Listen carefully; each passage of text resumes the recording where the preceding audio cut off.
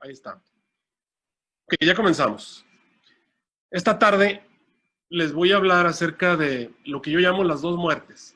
Es básicamente un estudio personal de algunas ideas que he estado estudiando acerca de la razón por la cual Dios estableció la muerte, y específicamente la muerte segunda.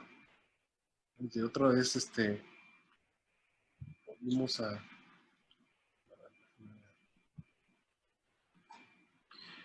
En el libro de Apocalipsis, capítulo 2, versículo 11, dice: el que tiene oído, oiga lo que el Espíritu dice a las iglesias. El vencedor, o sea aquella persona que haya aceptado a Cristo Jesús, que se va a salvar, obviamente, no sufrirá el daño de lo que la palabra de Dios le llama la segunda muerte. Todos, obviamente, vamos a dormir, o si el Señor Jesús no viene, nos va a tocar dormir, pero aquí se nos habla de algo que se llama la segunda muerte. Sabemos que hay dos muertes. A esta muerte de la que todos sufrimos le llamamos la muerte, aunque en realidad el Señor Jesús dijo que era quedarse dormido. Hay 69 versículos en la Biblia que comparan la muerte a quedarse dormido. Todos estos versículos que ustedes están viendo allí nos hablan de una segunda muerte, o dos muertes específicamente. Por ejemplo, Apocalipsis 20:14 dice: la muerte y el Hades fueron arrojados en el lago de fuego.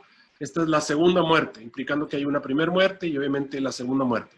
Apocalipsis 21:8 se nos habla acerca de la muerte segunda. Entonces, hablando de que hay una primera muerte y hay una segunda muerte.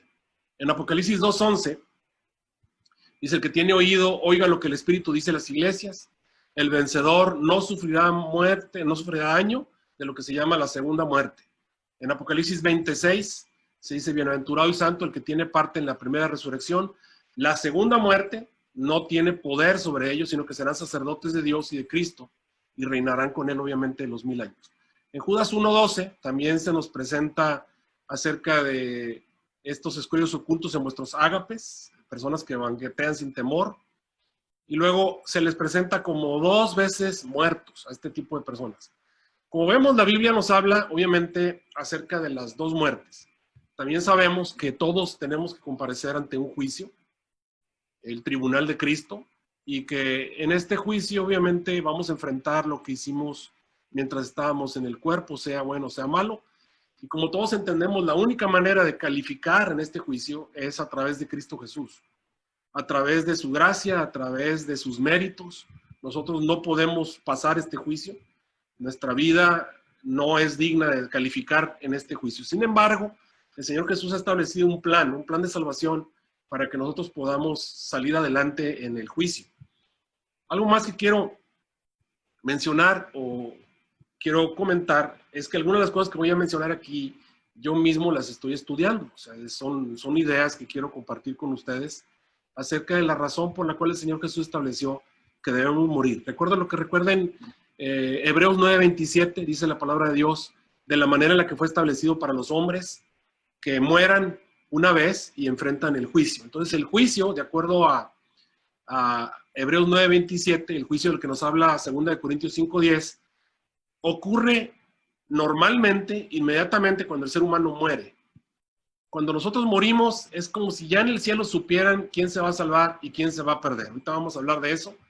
Ya automáticamente se sabe, en el momento que una persona se desconecta, en el momento que esa persona deja de pensar, en el momento que esa persona muere físicamente, en ese momento ya se sabe si esa persona se va a salvar o se va a perder. Eso ya se sabe automáticamente. Pero entonces viene la pregunta: ¿qué va a pasar entonces con aquellos que no murieron? Sabemos que el juicio con los vivos va a terminar con la prueba final, cuando venga el tiempo de angustia, cuando se acabe la gracia, cuando venga la ley dominical y todo ese tipo de cosas. Esas pruebas van a ser lo que llamamos el juicio de los vivos. Pero entonces, ¿por qué es necesario que exista la muerte? Porque nosotros sabemos que hay dos muertes, como podemos ver. Las dos muertes las van a sufrir los pecadores. Van a morir primero esta muerte, que es la muerte del sueño, y van a morir la muerte segunda. Los que se van a salvar solamente van a tener, vamos a decirlo así, la primera muerte. Ahora, ¿cuál va a ser la diferencia? Pues obviamente la diferencia es que de esta muerte que tenemos ahora, la primera muerte o la muerte del sueño, todos van a resucitar. ya sea en una de dos resurrecciones. Los que murieron en Cristo van a resucitar cuando Jesús venga por segunda vez. Amén. Y los que murieron sin Cristo, sin aceptarlo como Salvador, pues van a resucitar hasta después del milenio. Entonces, la primera muerte hay resurrección. ¿Cuál es la diferencia? Pues básicamente esa es la diferencia. Y la muerte segunda es una muerte de la que ya no hay resurrección. Es una muerte definitiva. Pero entonces viene una pregunta. ¿Por qué hay algunos que no van a morir? O por lo menos que no murieron. Ya en el caso de, por ejemplo, de Enoc. Enoc fue llevado al cielo sin ver muerte. Tenemos el caso de Elías, que fue llevado al cielo también sin ver muerte. Y sabemos que los que estén vivos cuando Jesús venga por segunda vez, tampoco va a ser necesario que mueran. Entonces preguntamos, bueno, entonces, ¿por qué el Señor no estableció el plan de salvación para que no muriéramos ninguno? Porque es evidente que hay algunas personas que no necesitaron morir o que no fueron llamados al descanso. Caso de Enoc, caso de Elías y el caso de todos los que van a estar vivos cuando Jesús regrese por segunda vez. Son personas que no van a ver muerte. Entonces podemos pensar ya de entrada, por simple lógica, por simple inferencia bíblica, que la muerte no es necesaria para ciertas personas. Enoc no necesitó morir, como tampoco lo necesitó Elías. Y recordamos un caso de una persona que sí tuvo que bajar a la muerte, como fue el caso de Moisés.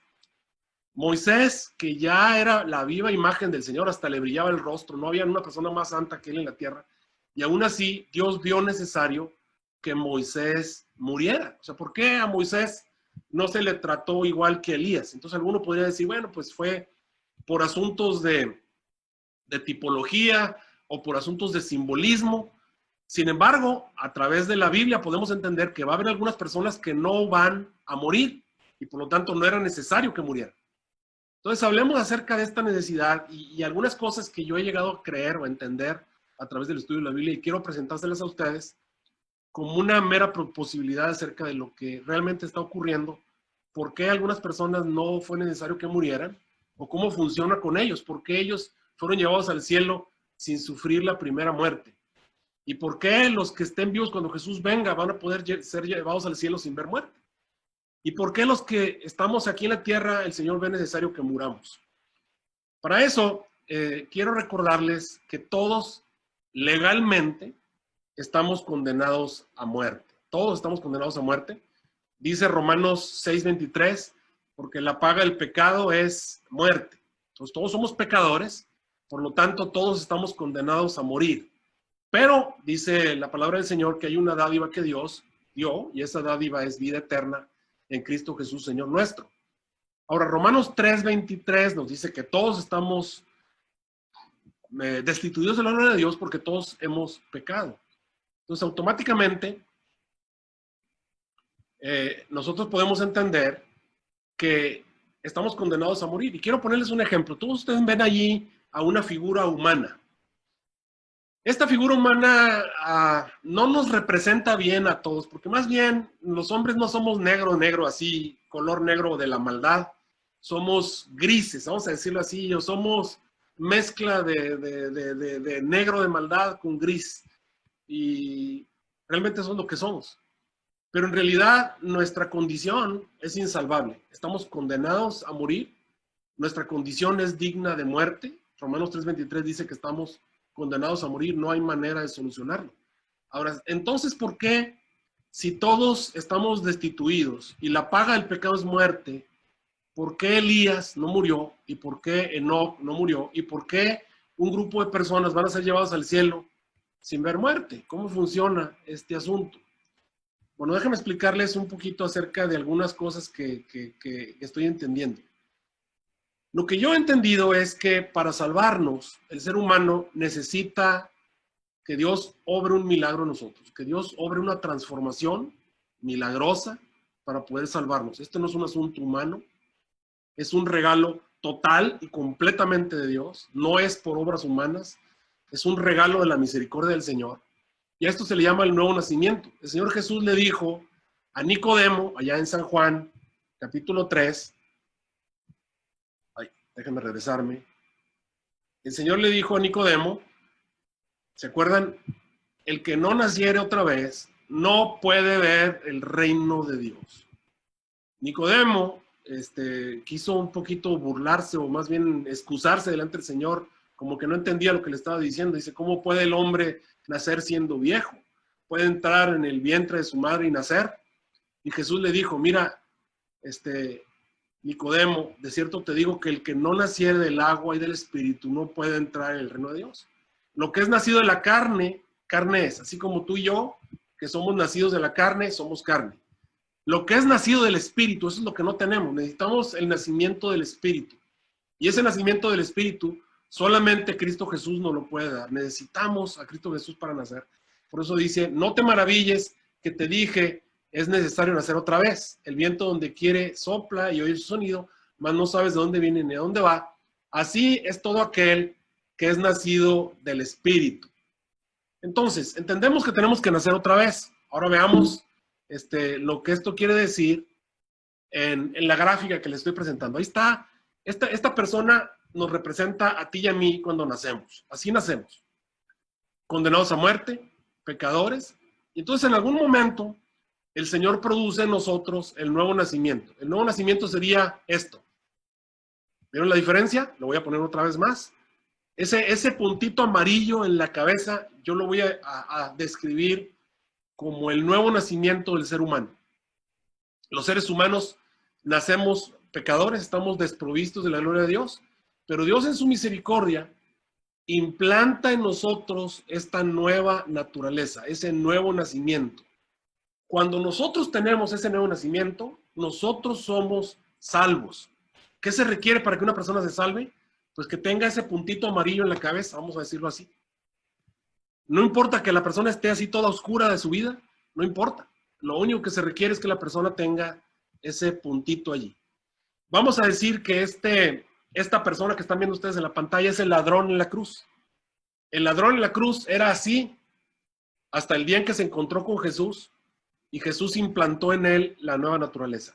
En ese momento, esa persona es declarada salva y es declarada santa y justa y buena, y aun cuando toda su vida esté oscura, simple y sencillamente el nuevo nacimiento lo convierte en una persona digna de salvarse.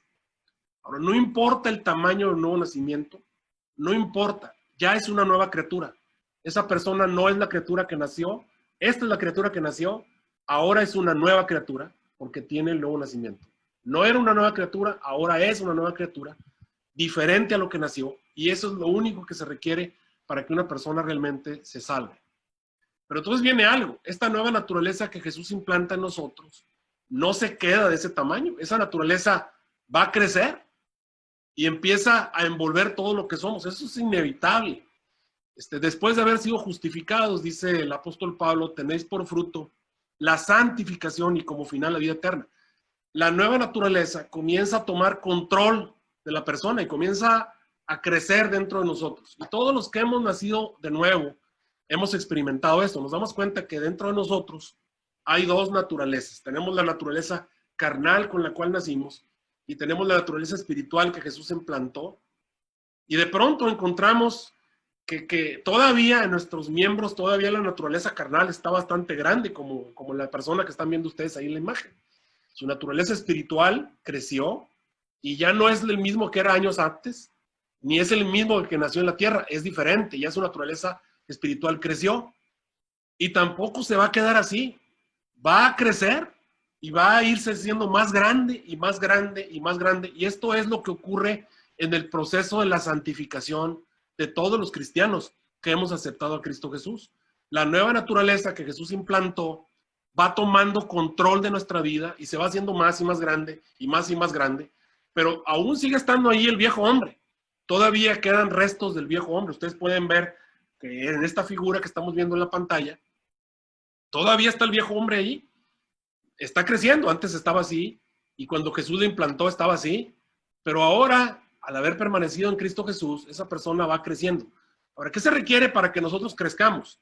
Pues lo que se requiere es permanecer en Cristo Jesús. Jesús dijo, permaneced en mí, yo en vosotros. Ahorita vamos a ver los versículos. San Juan 15, el que no permanece en mí, nada puede hacer de sí mismo.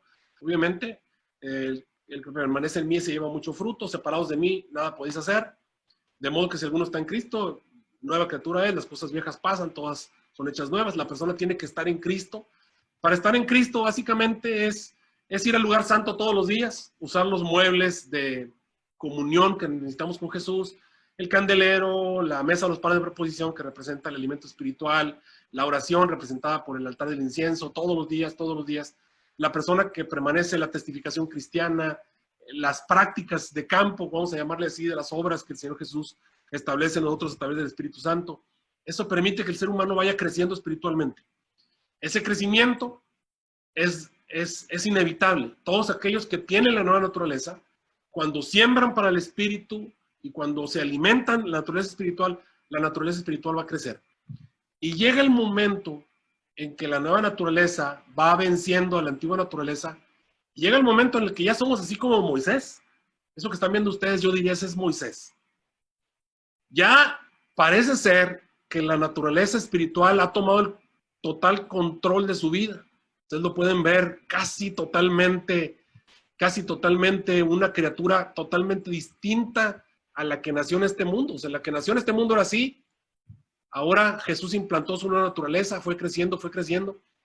Y ya eres como Moisés, que ya prácticamente no pasa nada en tu vida, no cometes error, pero todavía ahí en la rodillita le puedes ver un vestigio del antiguo hombre. Todavía por ahí en el costado, todavía en el hombro, ahí en algún lugar, todavía hay vestigios del viejo hombre. Y como le pasó a Moisés, todavía le tocó a Moisés cometer un pecado porque todavía la naturaleza está allí. Ese no fue el caso de Enoc. Enoc llegó a ser totalmente luminoso y creo que lo mismo le pasó a Elías. La misma palabra de Dios lo sugiere al decir que él era un hombre sujeto a situaciones semejantes a las nuestras. Ahora, ¿qué tiene que decir esto? Lo que estoy tratando de decir es, ¿por qué morimos? Y esa es la idea que me ha surgido en la mente. ¿Por qué el Señor nos hace que muramos? Les voy a decir por qué. Porque al cielo, querido hermano, tú no puedes llevar nada de la antigua naturaleza. ¿Qué dije que no podemos llevar? Nada de la antigua naturaleza. Es decir, el ladrón en la cruz, ¿qué fue lo que se llevó o qué es lo que va a estar en el cielo? Pues nada más lo amarillo. Todo lo demás tiene que ser destruido. Y eso va a ser destruido en el momento en el que nos morimos. Todo eso es destruido y solamente queda la naturaleza que Jesús implantó. Si está de ese tamaño, eso es lo que va a ir al cielo y va a gozar de la eternidad. Y esto sería la parte que va a estar en la eternidad. Y si estamos así, pues obviamente eso es lo que se va a ir al cielo. Pero no, en el cielo no puede entrar ninguna mancha ni arruga, no puede entrar, no puede vivir para siempre una parte de nosotros afectada por el pecado. En la eternidad no vamos a pecar, o sea, en el cielo no va a haber pecado, no va a existir nada del pecado. Por eso es que ciertas personas pudieron ser llevadas al cielo sin ver muerte. No representan una amenaza para ellos. ¿Por qué tuvo que morir Moisés? Desde mi punto de vista, tuvo que morir porque todavía había algo en él que necesitaba morir. Por eso es que San Pablo muchas veces dice, cada día muero. ¿A qué se refería? A que cada día una parte de su viejo hombre tenía que morir en su camino hacia la santidad o a la semejanza con Cristo Jesús. Cada día muero significa que cada día una parte del viejo hombre era destruida por la nueva naturaleza y esa persona se iba asemejando más y más a Jesús en carácter. Déjenme compartir con ustedes algunos versículos para que entendamos más de lo que estamos aquí hablando. La palabra de Dios tiene que hablar por sí misma. Dejen, por ejemplo, vamos a leer lo que dice en Romanos 6:6. Dice, sabiendo esto, que nuestro viejo hombre, o sea, el hombre que nació en este mundo, fue crucificado juntamente con él, para que el cuerpo del pecado sea destruido. Noten, ¿qué es lo que el Señor está buscando? Lo que Él está buscando, aquí lo señalo con el señalador, para que el cuerpo del pecado sea destruido. Lo que Dios quiere es que el cuerpo en el que nacimos, ese cuerpo de pecado que está condenado a muerte, que sea destruido, a fin de que no sirvamos más al pecado, porque es el cuerpo de pecado el que sirve al pecado. Dice, porque el que ha muerto ha sido justificado del pecado. Y si morimos con Cristo, queremos que también viviremos con Él, sabiendo que Cristo, habiendo resucitado a los muertos, ya no muere, la muerte nos enseñaría más de Él, pero en cuanto murió el pecado, murió una vez por todos, para que cuanto vive, vive para Dios. Así también, dice en amarillo, vosotros consideraos muertos al pecado, pero vivos para Dios en Cristo Jesús, Señor nuestro. No reine pues el pecado en vuestro cuerpo mortal, de modo que lo obedezcáis en sus concupiscencias, ni tampoco presentéis vuestros miembros al pecado como instrumentos de iniquidad, sino presentaos vosotros mismos a Dios como vivos entre los muertos, y vuestros miembros a Dios como instrumentos de justicia, porque el pecado no se enseñoreará de vosotros, pues no estáis bajo la ley, sino bajo la gracia. Otro versículo que podemos leer es en 1 Juan capítulo 3, versículo 6. Mira lo que dice 1 Juan 3, 6. Dice, cualquiera que permanece en él no peca. Y aquí es donde yo me pregunto, digo, bueno, pero yo permanezco en Jesús y como quiera sigo pecando. Y tenemos el caso, por ejemplo, de Moisés. Diríamos que Moisés no permanecía en Jesús. ¿Y por qué entonces cometió ese pecado? Pero eso dice ahí, cualquiera que peca no le ha visto ni le ha conocido, hijitos. Dice, no se engañe ninguno, el que hace justicia es justo, como él también es justo. El que comete pecados del diablo, porque el diablo, o el que practica el pecado es del diablo, porque el diablo practica el pecado desde el principio. Para esto apareció el Hijo de Dios, para deshacer las obras del diablo. Y luego el versículo 9 hace más claro lo que estoy tratando de decirles. Dice, cualquiera que es nacido de Dios no comete pecado. Y yo les hago una pregunta, queridos hermanos, ¿ustedes han nacido de Dios? Me van a decir, pues sí, nosotros ya tenemos esa nueva naturaleza que Jesús implantó en nosotros. Moisés tenía la nueva naturaleza que el Señor le implantó. ¿Por qué entonces San Juan dice que cualquiera que es nacido de Dios no comete pecado? Porque su simiente está en él y no puede pecar porque es nacido de Dios. Y la respuesta es porque lo que peca no es la naturaleza que Jesús estableció. Déjenme regresar al ser humano que está aquí. Si esta persona comete pecado, no es la naturaleza que Jesús implantó la que peca. El que es nacido de Dios o lo que es nacido de Dios no peca. La parte que es nacida de Dios no peca, y estarán de acuerdo conmigo, porque la parte que es nacida de Dios no le gusta pecar. Esa es la parte de nosotros que no le gusta pecar. Esa es la parte que Jesús implantó. Lo que peca en nosotros es la parte que todavía conservamos de este mundo. ¿Por qué Moisés pecó? Porque Moisés, aunque ya parecía que estaba totalmente dominado por la naturaleza de Jesús, todavía tenía una parte del viejo hombre que todavía pecaba. Por eso San Juan dice, el que es nacido de Dios no peca. O la parte que es nacido de Dios no comete pecado, porque la simiente de Dios está en él y no puede pecar. Y esta es la parte que va a ir al cielo, una naturaleza que no puede pecar, una naturaleza que no comete pecado, y eso es lo único que se va a salvar. Lo demás, querido hermano, tiene que ser destruido. ¿Y dónde va a ser destruido? Pues a través de la muerte. La muerte destruye el viejo hombre.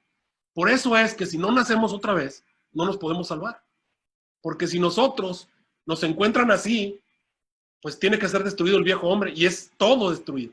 Si tenemos una parte que está allí, eso es lo que se puede salvar.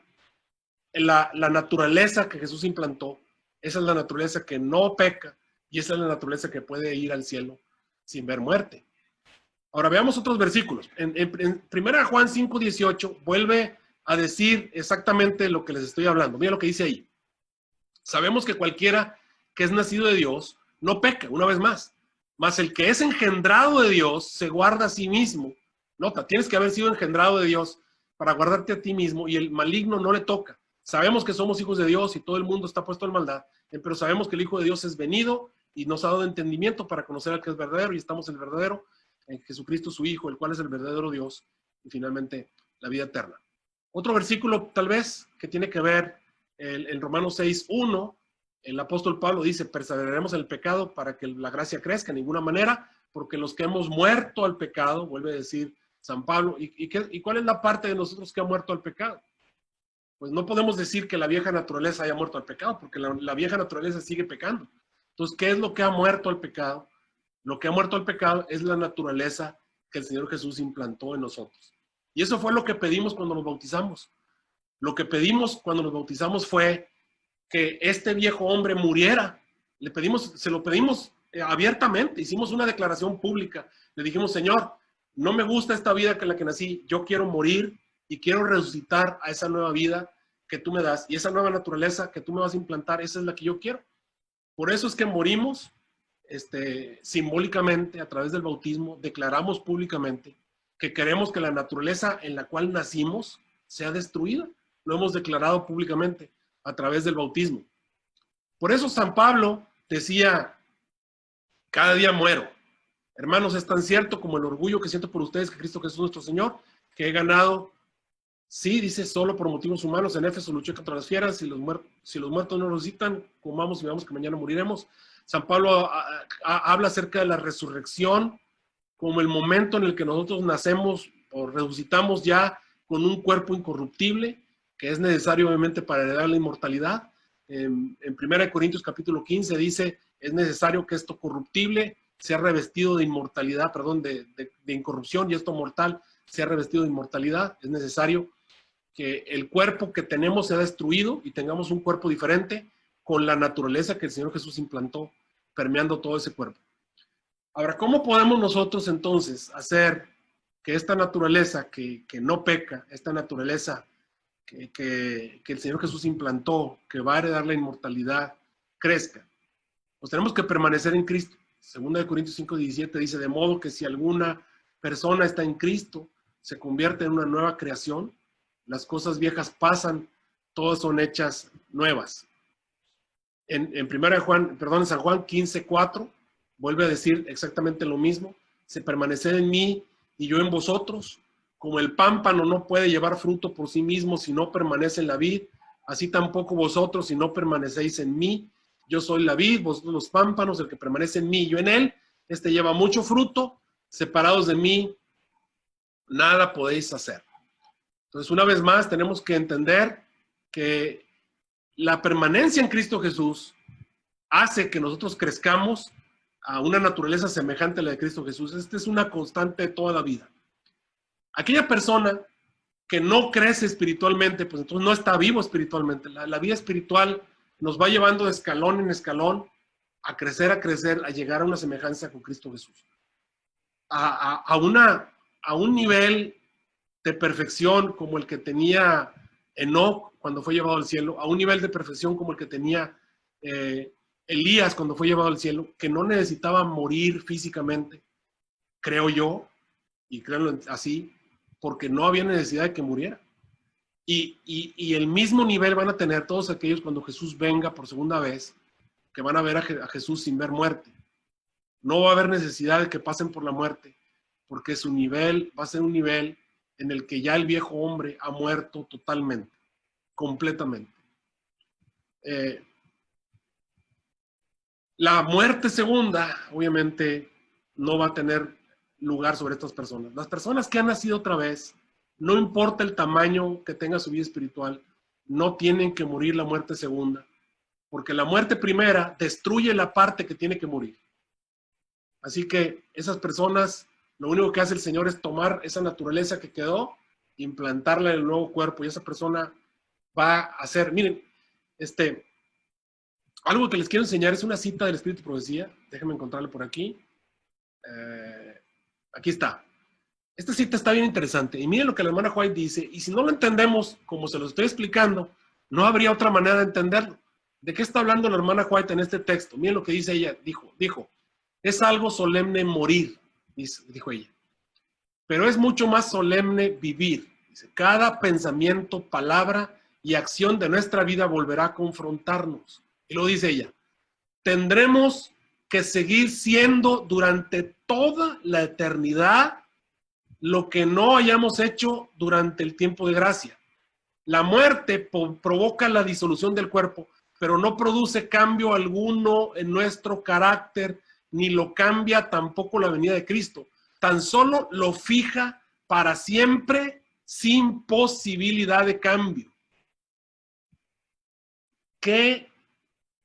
¿De qué está hablando la hermana White con esta cita? ¿Qué está tratando de decirnos la hermana White con eso? Bueno, lo que está tratando, déjenme regresarme a la imagen original para que lo veamos a la luz de lo que les acabo de explicar. Vamos a suponer que llegaron a ese nivel. Cuando viene la muerte, ¿qué es lo que muere? Pues lo que muere es todo lo oscuro. Todo lo que ustedes ven ahí de color negro va a morir. Solamente va a quedar lo que está luminoso. Y eso va a quedar fijo para la eternidad y no hay posibilidad de cambio. No hay posibilidad de crecimiento. Eso es lo único que va a permanecer. Ese es el nivel al que tú llegaste durante tu vida y queda fijo por la eternidad. Este es el nivel que queda fijo por la eternidad. Este es el nivel que queda fijo por la eternidad. Por eso dijo la hermana White, eso queda fijo y no hay posibilidad de cambio. La persona que ha ido creciendo y llega a cierto nivel, ese es el nivel que va a quedar, la eternidad. Obviamente estamos hablando de las características espirituales que fuimos ganando a lo largo de nuestro crecimiento, a lo largo de nuestra santificación. Ahora, yo no sé exactamente qué representa todo esto, pero lo entiendo, que hay una parte, obviamente eso va a morir, lo oscuro no lo podemos tener por la eternidad, solamente va a quedar aquello que hicimos a través de nuestra vida en el crecimiento de nuestra vida espiritual, porque eso es lo único que va a poder entrar al reino de los cielos. Todo lo demás va a ser destruido con la muerte. Ahora, los que lo destruyen totalmente al viejo hombre, estando vivos a través de la dirección del Espíritu Santo, a través del poder que el Señor Jesús obra en nosotros, pues obviamente ya no necesitan morir. A lo mejor el Señor requiere que mueran como mártires, yo no sé. Pero tal vez ya no va a ser necesario que ellos les pase eso, como les va a ocurrir, obviamente, a los que van a estar vivos cuando Jesús venga por segunda vez. Y esto, obviamente, está en sintonía con lo que dice Filipenses 1:6. El apóstol Pablo dice que aquel que comenzó esa buena obra en nosotros, la va perfeccionando. Y la va perfeccionando. ¿Hasta cuándo termina la perfección? Pues hasta que viene la muerte, obviamente, o hasta que aparece Jesús en las nubes del cielo, hasta el día de Jesucristo. Judas 1:24, alguno me dirá, pastor, ¿está hablando usted de impecabilidad? ¿Está diciendo que Enoc, Elías y los que estén vivos cuando Jesús venga van a estar en un nivel de impecabilidad? ¿Es bíblico? Y la respuesta está en Judas 1:24. Vamos a dejar que Judas 1:24 responda a esa pregunta. Dice, aquel pues que es poderoso. Queridos hermanos, ¿tiene Jesús poder? ¿Es poderoso Jesús? ¿Es poderoso Dios? ¿Y para qué es poderoso? ¿Qué dice Judas? Aquel pues que es poderoso para guardarnos ¿sin qué? ¿Sin qué? Sin caída. ¿Qué quiere decir sin caída? Vamos a decir, ¿qué fue lo que le pasó a Moisés? Pues cayó. Lo que está diciendo Judas 1:24 es que Jesús es poderoso para guardarnos sin caída y presentarnos delante de su gloria, ¿qué dice ahí? Irreprensibles con grande alegría. Ok, déjenme regresar una vez más al ejemplo. ¿Esta persona es reprensible? ¿Hay algo que reprenderle? Pues sí, tiene una gran parte. A este también tiene mucho. A este le podemos reprender un montón de cosas. Pero es salvo porque tiene una nueva naturaleza implantada. Es una persona nacida otra vez. Esta persona también es salvo porque es nacido otra vez. Y esa persona también. Pero tiene mucho que reprenderle. Y esta persona, tú podrías decir, pues ya casi no tiene nada que reprenderle. Todavía tiene unas partecitas ahí muy pequeñas que todavía se le pueden reprender, como lo tenía Moisés. Todavía había alguna parte de él que podía ser reprendida. Pero de acuerdo a lo que acabamos de leer, Dios es poderoso para llevarnos a una situación, como dice Judas 1:24, en la que nos presenta delante de su gloria irreprensibles. Obviamente, Él con mucha alegría, porque nos llevó de una situación totalmente de pecado a una situación totalmente de impecabilidad. Obviamente, esto es bíblico. Yo lo creo, y así lo he llegado a entender. No sé si va a ser necesaria, vamos a decir así, la muerte de alguien que ha llegado a un nivel de impecabilidad. No es necesaria desde mi punto de vista, pero creo que algunos tal vez el Señor los lleva a la muerte simple y sencillamente porque hay alguna obra que tienen que hacer. No sé si sea el caso de Juan Bautista, por ejemplo, que el Señor permitió que muriera para dejar un ejemplo, así como Él le dijo el día que fue bautizado, porque conviene que demos ejemplo. No sé si sea el caso de algunos maravillosos cristianos que han muerto en la eternidad. No lo sé. No puedo saber lo otro. Lo único que le estoy diciendo es, creo que esa es la razón por la cual el Señor requiere cierto nivel de vida espiritual para los que estén vivos cuando Él venga por segunda vez. Los que no estén en ese nivel simplemente no van a poder pasar, no van a poder ni siquiera ser metidos en ese carro de nubes. Tiene que ocurrir un estado especial. Y recuerden que después de que se acabe la gracia ya no va a haber muerte de los santos. Así que es algo muy importante que debemos recordar que el Señor va a fijar algo. Él va a hacer una declaración, el que sea justo todavía, el que sea injusto siga siendo injusto, etcétera, etcétera. No tengo todas las respuestas, esto es solamente algo que está en estudio, quise compartirlo con ustedes, que les sirva de meditación. Creo que el Señor Jesús nos va a ir sacando de nuestra situación, y así como Él lo prometió a través del símbolo del bautismo, nos va a convertir en una nueva criatura completamente.